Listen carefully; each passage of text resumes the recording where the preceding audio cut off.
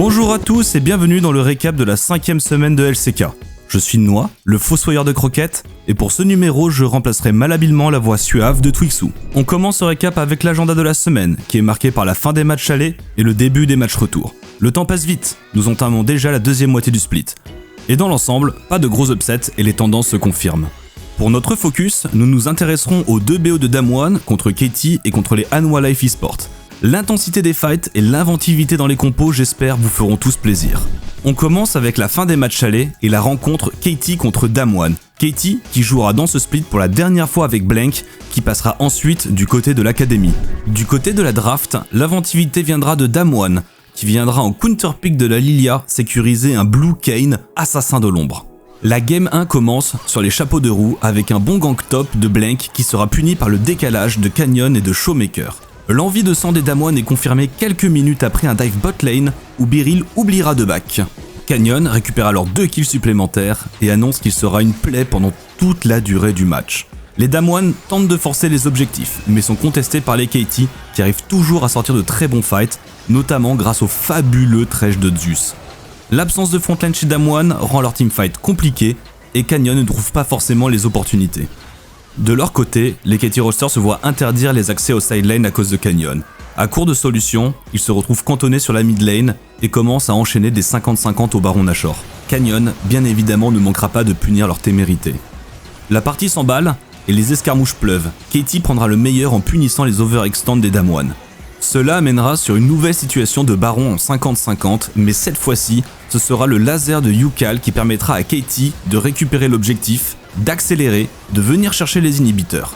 La partie ira encore jusqu'au 3ème Baron et un ancestral, mais la cruelle absence de frontline des Damwon en teamfight crucifiera leurs derniers espoirs, offrant par la même occasion la victoire aux Katie.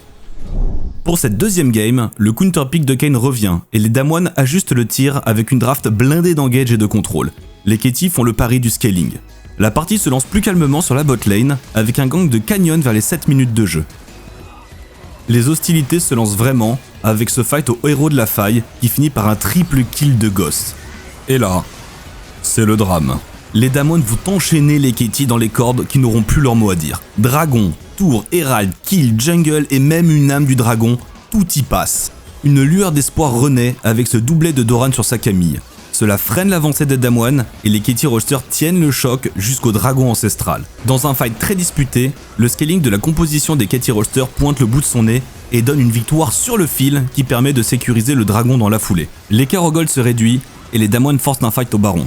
Le dieu de la forge partira dans le tourbillon de l'âme, mais l'engage de Beryl fera mouche. Cela ne suffira pas. Doran temporise remarquablement sur Canyon pendant que les carry Katie font leur office pour enfin dunker avec la gâchette infernale. C'est un 5 pour 1. Alors que le vent semble avoir tourné, Yukal nous sort le plus beau panique TP sur la bot lane et se fait pulvériser, offrant le dragon ancestral aux Damwon.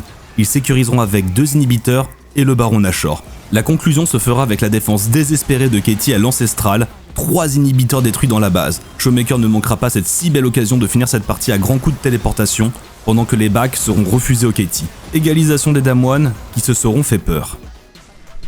Kayn et Sion seront ban en game 3, et Canyon devra se ranger sur une Nidalee plus conventionnelle.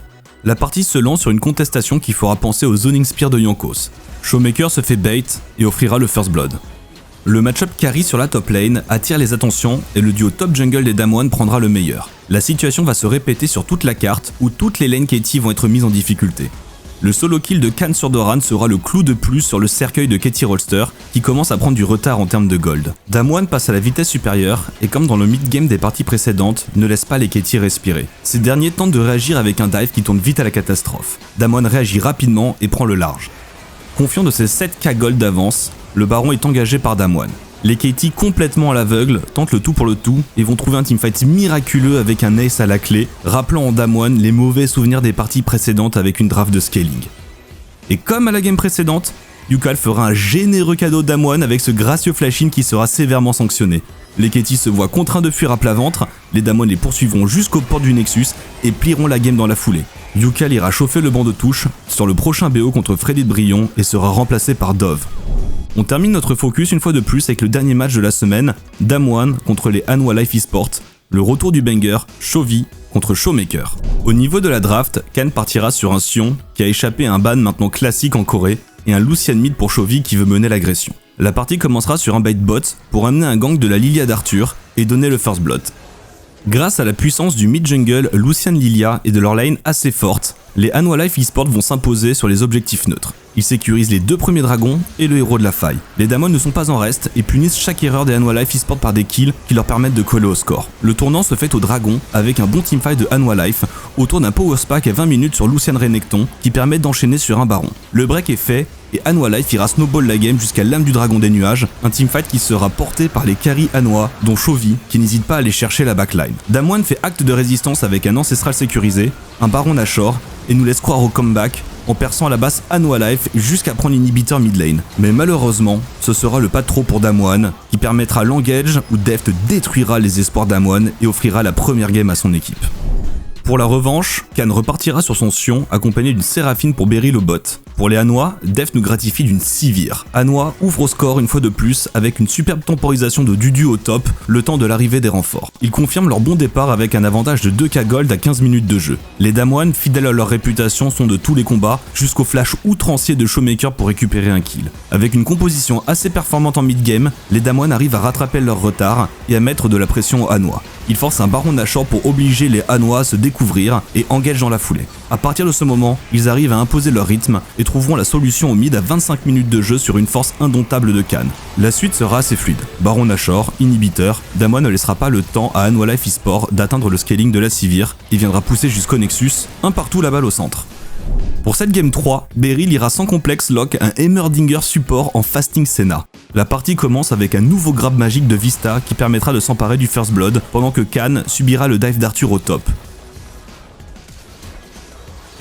Hanwha remettra le couvert en appuyant avec le redoutable jungle top Lilia Renekton. Les HLE sécurisent le Herald et mettent les voiles au gold. Le sourire sera de courte durée car les Damwon profitent de l'attention top lane pour récupérer des kills sur des bons décalages bot side et à sécuriser les dragons.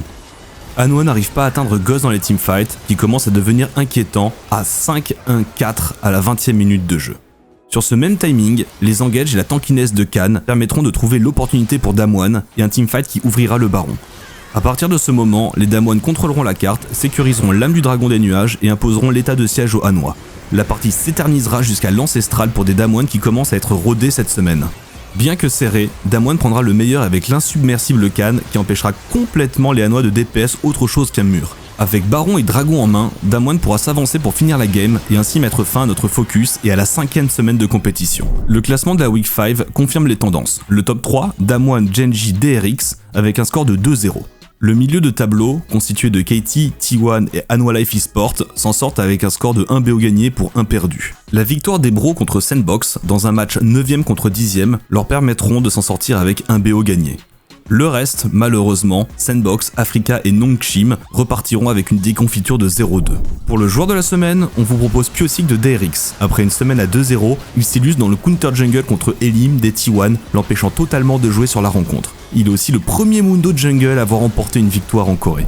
La semaine prochaine, changement dans le planning, puisque jusqu'à la fin du split, la LCK ne sera plus que du jeudi au dimanche, le mercredi étant supprimé. Dans les affiches, nous vous conseillons la journée de samedi, avec DRX contre Hanwha Life eSports, suivi de T1 contre Damwon. Voilà qui conclut le récap de la 5e semaine de LCK, et j'espère que Twix ne vous aura pas trop manqué. N'hésitez pas à liker d'un pouce bleu la vidéo et à y laisser un commentaire. On vous donne rendez-vous comme d'hab sur OTP, pour la Div 2, la LFL et le LEC tout au long de la semaine. Je profite d'être sur ce récap pour dire et conclure gloire à Katie!